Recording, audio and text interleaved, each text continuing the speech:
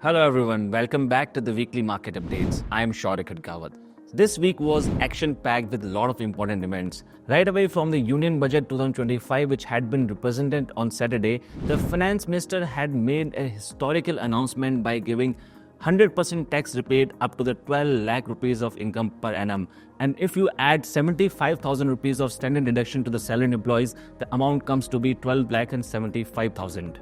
Surely this move would enhance the consumption as people will be having some more extra cash at their hands for the discretionary spend. This budget has been considered as a tax bonanza for especially middle class people because they are going to have at least 1 lakh crore rupees of extra cash in their hands. However, even after this tax rebate, the government continued to remain fiscally prudent as they have set the fiscal deficit targets for the year 2025-26 at 4.4% of GDP. And in order to further enhance the liquidity measures, on top of the recent CRR rate cut, now in today's MPC meeting outcome, the RBI governor has cut down the repo rate by 25 BPS and now it has come to 6.25%. Newly appointed Governor Shri Malhotra ने clearly अपनी first policy में कहा कि going forward, domestic economic conditions are going to be in the center of every policy and growth will be taken care of.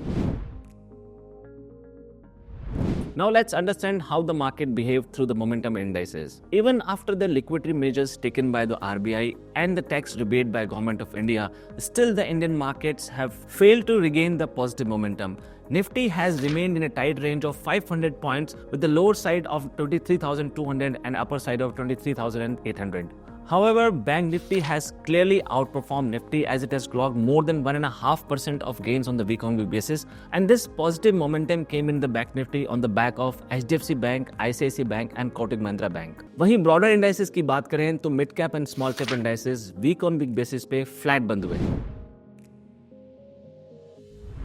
This week, the sectors which has remained the top choice of the investors has been the consumer durables, which has clocked more than 4.8% of gains on week-on-week basis. Followed by automobile sector, which has clocked 4.29% of gains, and then media with 3.5% of gains on week-on-week basis. Negative territory में जो sectors रहे वो है PSU and energy sector. Both the sectors have given 0.5% of negative returns on week-on-week basis.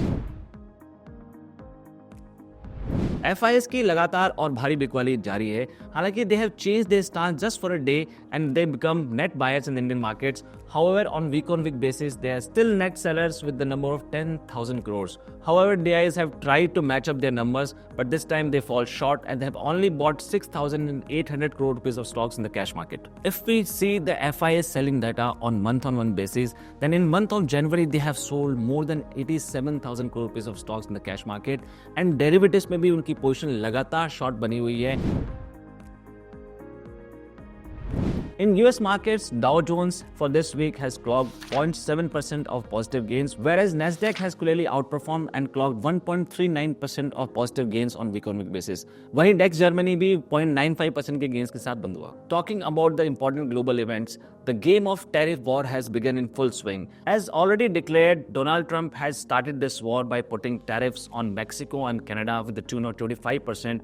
However, the same has been postponed for 1 month after certain negotiation within the countries. However, the 10% of tariff rates posted on China has not been taken back, but at the same time, China has also put on retaliatory tariff measures on US by putting 10 to 15% of tariffs on LNG and crude oil.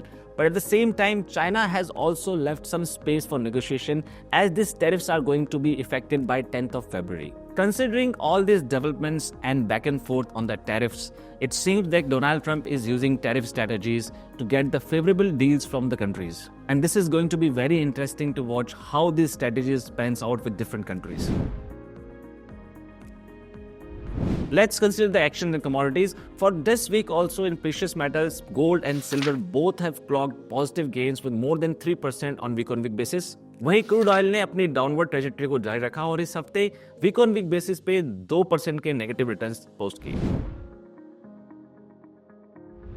On the macroeconomic data front, this week the India PMI manufacturing number came at 57.7, which is 1.3% higher than the previous month. On the earnings side this week, many blue chip companies have posted their numbers. ITC, Titan, Hero MotoCorp, Asian Paint जैसे दिग्गज नाम इसमें शामिल रहे। हालांकि numbers काफी mix देखे गए, जैसे कि भारतीय एयरटेल ने बहुत ही stellar set of numbers post किए, वहीं टाटा केमिकल्स प्रॉफिट से लॉस में आती हुई नजर आई। ITC's number came on the balance side as its profit rose by 1% only. However, the company has declared a 6.5 rupees of dividend per share. In an interesting event, the Zomato board of directors has approved the change of legal name of the company to Eternal. However, the Zomato will remain the brand name. This is it for this week. We'll come up with more information next week. Till that time, stay tuned with us. Thank you so much. Jai Hind.